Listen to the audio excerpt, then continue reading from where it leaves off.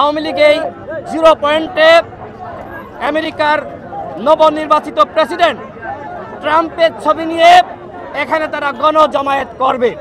গণ অধিকার পরিষদের পক্ষ থেকে সেই গণজমায়েত আমরা প্রতিহত করার ঘোষণা দিয়েছিলাম। আমরা সরকারের কাছে দাবি রাখছি, আপনাদের রোডম্যাপ প্রকাশ করুন, কবে আপনারা নির্বাচন করতে চান সেই নির্বাচনের ঘোষণা দেন। অন্যথায় আপনারা যদি মনে করেন আপনারা অনির্দিষ্টকালের জন্য ক্ষমতায় থাকবেন, এদেশের জনগণ কখনোই মেনে নেবে না।